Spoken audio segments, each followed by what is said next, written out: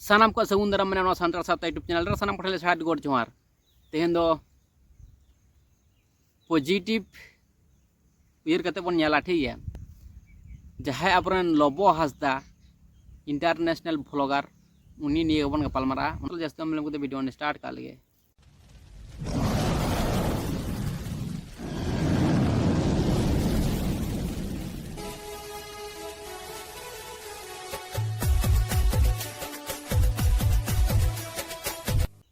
तो पहलो तीन मेना लबो हासदा जहां लबो हासदा अपरन नोडे बन बुझ मन नोडे को बन बुझ जड़े अपरन बंगा बुरु दो तीन दाड़े मेना कारण चिताज मेनदा नितु अब जुदी बन नेला जे प्रेसिडेंट जहां मेने माने नोआ को उयहर दो इnye दो बांग हेज कांते पहले दो इnyरन गुरु जहां कने उनी ठेन खन गे नोआ को उयहर दो हेज कानी ठीक है। तो प्रेसिडेंट जहां मेना तबना जहां द्रौपदी मुर्मू तो प्रेसिडेंट मेना है सब किंतु उनका लकन उन्नति तो बाय दाड़ाया कना होयतो तारपर नितो बन नेला जहां इंटरनेशनल ब्लॉगर जहां बन बड़ाया नितो इंग्रेज मेना कोआ तुड़ुक मेना कोआ सावते हिंदू मेना कोआ सिख मेना कोआ आयमा जातिरन हड़ मेना कोआ है सब तो ओना मुद रे जुदी बन नेला जहां जुदी इंटरनेशनल ब्लॉगर बनाव कना उनी दो कना सांताड़ गे एकमात्र सांताड़ गे बनाव कना उना जाति मुद रे है सब उनको चिता उनको बनाव दाड़ा तो उन दिन दो बांग को बनाव दाड़ा कादा होयतो नितु को बनाव दाड़ा कना कारण दो हुयो कना सनाम हड़ को मेन एदा माने जहां तिने गे माने उनका लेकान को दिकु छाती रेन गुरु बाबा को मेना कोता को से उनका लेकान को आरो मेना को जाय उनको को मेन दा जे नुआ दो कुली जुग चला कना माने पाप रेना जुग है सब पाप रेना दुनिया चला कना नितु तो निये पोरे रेना जुग जहां दो हुयो ओना दो हुयो कना सद्य जुग माने सद जुग तो मारांग नायके बाबा जहां बाहागाड़ रेन मारांग नायके बाबा उनकिन मेनला जे सद जुग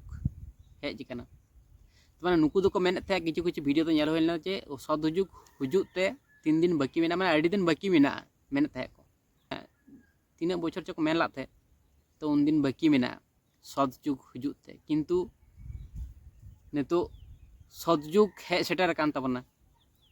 सनाम हड़ दो होयतो बामबन बड़ाया सद जुग हेज कना किंतु ओका जायगा रे हेज कना नोआ बो पंजाना बन कुरुमुटुई मन आर सद जुग दो चिके कते हेजना सद जुग दो चिके कते हेजना तो दिकु छतिक नोआ को ले दा जे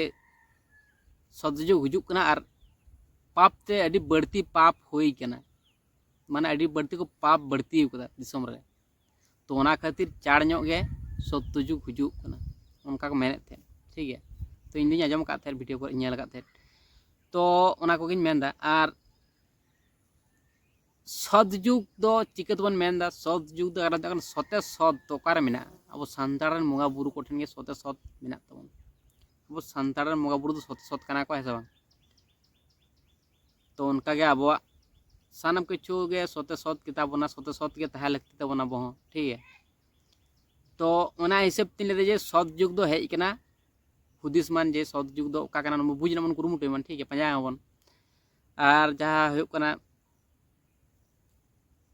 नोआ हबन बड़ाय जे आबरन बंगा बुरु दो सनाम जाति रेन बंगा बुरु खन को सोरेसा आर दाड़ेयान गया को है सब सनाम हबन बड़ाया ठीक है। किंतु तीना टा को दाड़ेयाना ओना को बामबन बड़ाय कदा तो ओना खातिर गे अब दोबन हाना निये धर्म रबन सेनोक कना तो जहां बन आइकाव नाम कदा जे तीना टा दाड़ेयान गया को आबरन बंगा बुरु उनको दो ओना रे मेना को ओना रे को तहना को कुरुमुटु बांग को बनुक करो किंतु ओना रे को तहना को कुरुमुटुइदा है सब जहां को बड़ा कदा जे आबरन बंगा बुरु दो तीना दाड़ेयाना को आर एकमात्र आबरन सांताड़ रेन बंगा बुरु को नापाय गया को सोरेस गया को है सब ना बन बुझना मन कुरुमुटुई मन तो ओना खातिर गे होयतो सद जुग हुजुक कान खातिर गे होयतो आबरन जहां प्रेसिडेंट द्रौपदी मुर्मू उनी हो प्रेसिडेंट बनाव कना है तारपर नितु जहां इंटरनेशनल ब्लॉगर जहां बन लेन लबो हासदा उनकिन हो इंटरनेशनल ब्लॉगर किन बनाव कना अडी गान जाति रेन हड़ ताहेन तुलुज उनकिन किन बनाव दाड़ाव का है सब तो ओना कना कथा अडी नापाय नापाय किन कमी का तबना इंटरनेशनल ब्लॉगर जहां लबो हासदा चेदा नोआ कथा मेनदा माने मानवी जीवन माने हुयुग कना मिटन ख्वाइश मिटन कुकमु है सब मिटन इच्छा मानवी जीवन का माने इच्छा हाना निया इच्छा तहन तमा नोम नेला नोआ इच्छा मिटन जगह मा हानाम नेला हाना इच्छा जगह मा माने इच्छा पूरण है सब तो इच्छा पूरण के हुयुग कना मानवी जीवन रेना असल मेन जिनिस तो है सब तो इच्छा माने लबो हस्ता तकिन जहां उनकिन माने अब इच्छा किन पूरण कदा माने अडी मानमिया माने मी बार होड़ा दो बांग माने अडी गान होड़ा नोंका इच्छा किन पूरण कदा जहां पर माने बांग नेल जगह हबन नेल कदा माने धरती तिनेटा सोरेसा तिनेटा नापाय तिनेटा निरोड़ा माने तिने रिलामाला गया अब धरती नो सानाम किन उदु का बोना अबरन लबो हस्ता उनके तकिन माने अबरन जहां बोंगा बुरु सृजनिया तीन चेहरा को बनाव कदा नो अब दिसम धरती सानाम किछु को उदु सदर का बना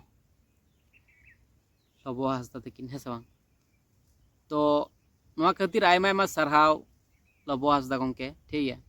लबो हस्ता ना अडी गान गे हेटार मेना को अडी गान गे सपोर्टर हा मेना को किंतु ओना दो बाय मीटर सानाम होड़ा रेन गे हेटार को ताना सपोर्टर को ताना किंतु मेन कथा जा हुयुग कना सानाम होड़ा गे भले होता ना बड़िया होता है ना जा है सब प्रत्येक मानमिया के भले होता ना बड़िया होता है तो अब तो भले बन नेल केदा भले बन लई केदा किंतु सानाम होड़ गे हुदिस केदा बन नेल मान तिनेटा सरी तिनेटा एड़े है सब आर अबरन लबो हस्ता जहां मेना तबन उनी लेका बनाव दाड़े चबन बांग चों जहां तिस करे ओकय हो जहां हो बन बनाव दाड़े च बांग चोना दो मोल दाड़े कना किंतु नितो दो दिसम दुनिया खने चला रहो किंतु आया सिटी हिसाब ते तायन ते जे उनी इंटरनेशनल ब्लॉगर ताय कना है सब तो नो दा अडी मारा मिटन नितुमे रकाब का तबना है सब तो उनिया दो नेगेटिव पॉइंट नि दो इन दो बइन ले बड़ाते पॉजिटिव पॉइंट किन ले ते ठीक है इन दो चे जिनिस हो जोर जबरदस्ती तो इन चे बइन करा ठीक है जहां रे नेला जे ऑब्जेक्शन दाको किंतु ओना रे हो उनका लका भाव किन करावा ठीक है तो ओना खातिर इया तो कोनो प्रॉब्लम बनो प्रॉब्लम तो हुजुग गया सनाम होड़ा गया से बांग प्रॉब्लम की बांग जो सनाम होड़ा के प्रॉब्लम मा हुजुग गया किंतु प्रॉब्लम समाधान के हुकना अब मानमी जीवन मेन उद्देश्य है सब किंतु बोतर लेखान दो बांग हो तो सनाम होड़ के मानमी कना बन तो बोतर का चला तो मिद दिन दो दिसम दुनिया खान चला के लगाव ना चे बन चिकी दाड़े और मिटन कथा डैड इज बैक जहां अबरन किंग मेना तबन जहां रोस्टर किंग तो अब संताड़ रेन तो उनिया मैसेज कुल नेल कते के जो अडी होड़ के बांग को कमेंट कदा माने पहले तो तमे सपोर्ट कमो कान थे किंतु उनी मैसेज नेल कते होय तो अडी होड़ के बांग को कमेंट दा तो उनका लेकना तो कोनो कथा बांग कना कमेंट तवन पे जहां सपोर्टर कना पे सपोर्ट तवन पे ठीक है जहां माने इन तो निये माने जे जहां सरी सोटी कना उना रे बन सपोर्ट माने सब जहां ना गे तो जहां तिने के बाधा विपद हे जहां सरी सोता कना उना के बन सपोर्ट है सब तो उना गिन मेना ताले मुचे रे इन तो निये मेना लबो हस्ता हो आयमा सरहाव और स्टेहरल गोंके आबेन हो आयमा सरहाव ठीक है तो ठीक है ताले तेने वीडियो तो बेगता नेक्स्ट वीडियो न्याप में चलता सारा पटल साइड कर जोहार।